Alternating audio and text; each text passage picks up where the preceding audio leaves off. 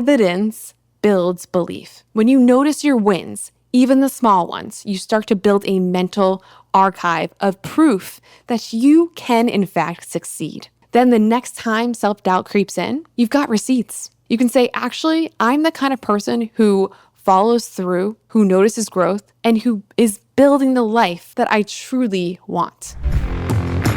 Hey there, and welcome to What If It All Goes Right, the podcast where we flip the script on obstacles and turn them into opportunities. I'm Angela Gargano, 6-time American Ninja Warrior, Miss Fitness America, keynote speaker, and someone who knows firsthand what it's like to face setbacks and wonder, is this for me?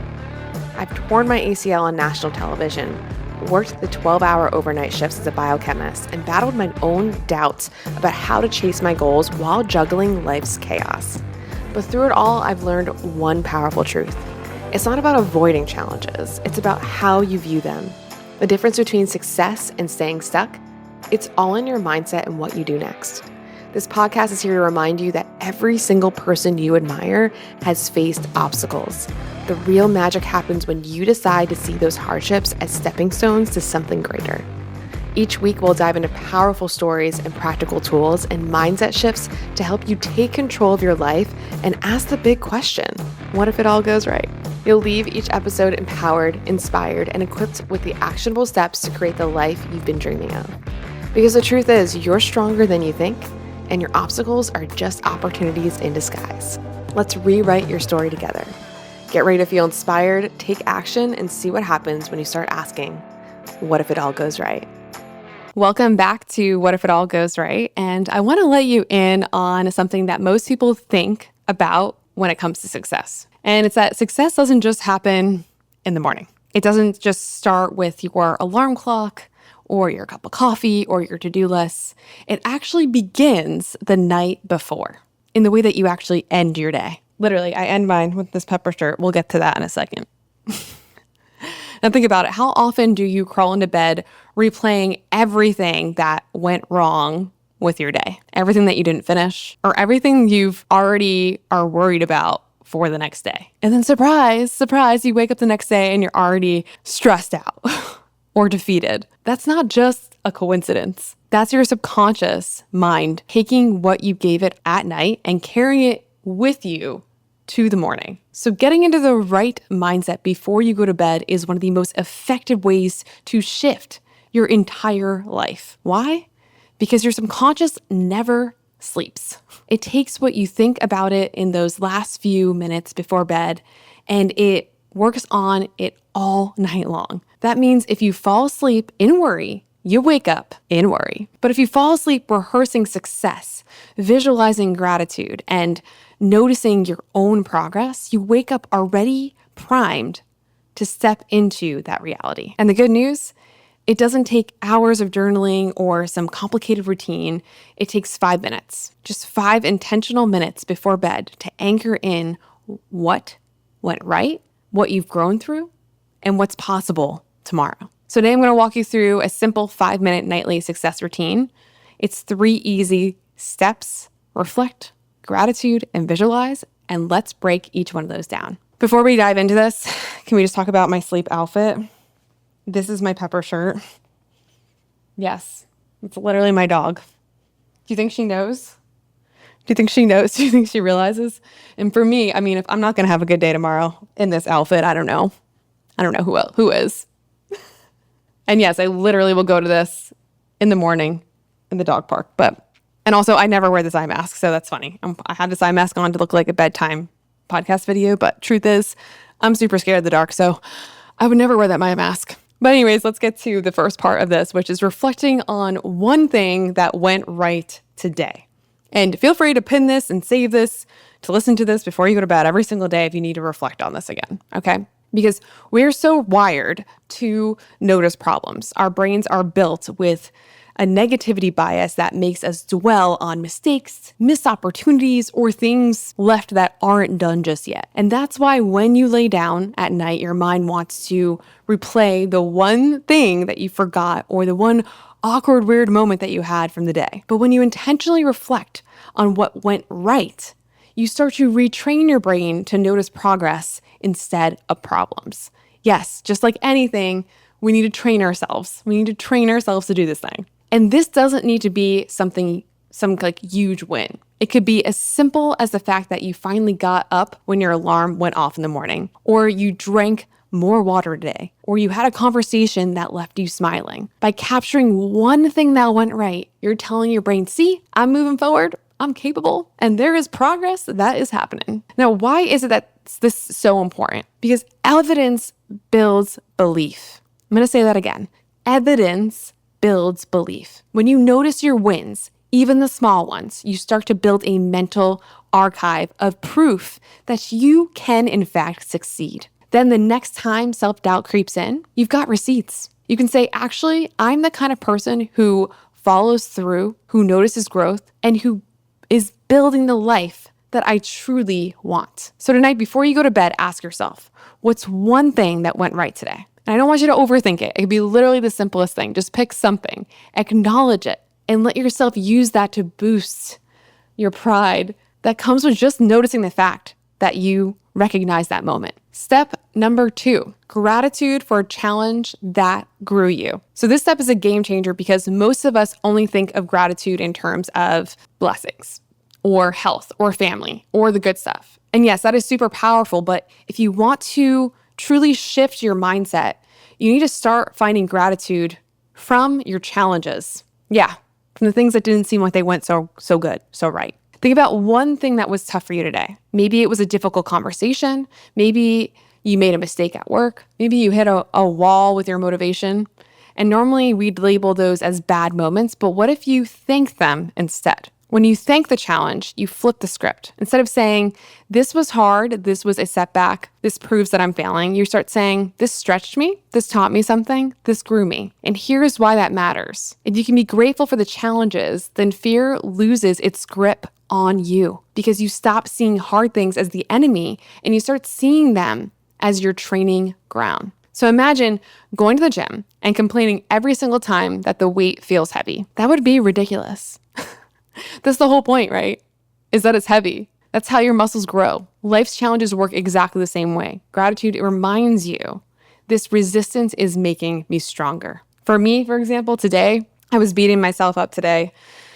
I'm filming this podcast actually at night. I was beating up myself today about like how I structured my time today because I didn't feel like I actually got everything done. And I want to go to bed beating myself up that I didn't get everything that I needed to done. But if I actually bring gratitude for that, I can say, you know what? I allowed myself to have a bit of a slower day today, and I actually recognized that I actually was doing tasks that weren't really fully moving the needle, so that tomorrow I can get up and make sure I'm actually doing the stuff that moves the needle so I'm not feeling so overwhelmed today. Reframe. Total reframe of everything. Not being mad at myself, not beating myself up, saying, oh, why can't I figure this out? Instead saying, okay, I recognize where I'm at. Now I'm going to try and make myself just a little bit better tomorrow. So tonight, after you reflect on what went right, ask yourself, what challenge am I grateful for today? What stretched me, tested me, or what taught me something? And just let yourself sit with that truth that growth is happening there in that place when we're sitting with that truth. Okay, step number 3 here. Visualize tomorrow already working out. Already working out. It goes great. And now that you've acknowledged your progress and you've reframed your challenges, you're ready for the most powerful part of this ritual, which is the visualization. Visualizing that tomorrow is already worked out. And here's why that matters. Your subconscious brain can't actually tell the difference between imagination and reality. Isn't that something? When you visualize tomorrow already going right, your brain rehearses it as if it's already happened. That means when tomorrow comes, you're calmer, you're more confident, and you're more prepared because you've already lived it once in your mind. So as you lay in bed, close your eyes and picture the day ahead. See yourself waking up, energized. See yourself moving through your to-do list with focus and ease. See yourself walking into the meeting calm and confident, speaking clearly, being heard. See yourself ending the day proud with a sense of momentum. And don't just see it, feel it. That's, I think, the key to all this visualization stuff. It's not just about seeing it in your brain. It's about, can you get to like your whole body to like embody it? Can you feel what that feeling feels like? Can you see it? Can you sense it? Can you use all your different senses with that visualization for it? Feel what it would be like if everything went right. That feeling is the most important part because it's what convinces your subconscious to make it happen. And if you normally fall asleep worried about everything that could go wrong, this will feel different at first. But I promise you, if you spend even just like 2 minutes visualizing what's going to go right, you're going to start noticing a shift. You're going to wake up lighter. You're going to show up bolder. You're going to train for your brain to expect success instead of failure. And that sounds more fun, doesn't it? And I use this visualization stuff. I use it for gymnastics. I've used it for American Ninja Warrior. I've used it for business stuff. I've used it for relationships. Like, you can picture that in your head and get into that feeling. You also, if you're having trouble like really visualizing that thing going right, because maybe in your brain you're still like, I still don't know if it's actually going to go right. Think about that feeling of something when it did go right before. So for me, I always picture myself like right before I went on stage to compete for Miss Fitness America. And I had this feeling inside me that like, I'm going to nail this. Like, I'm going to nail this routine. And I feel it now. I can literally feel what that felt like. It was like the sense of like calm and ease. And there's something about it. You can always go back on something and how it felt like when you succeeded in that. And then try and transfer that feeling to whatever the visualization is for the next day. So just a little fun hack. And you can't go to bed upset if you've got a pepper dog shirt on. Clearly, I don't even think she knows.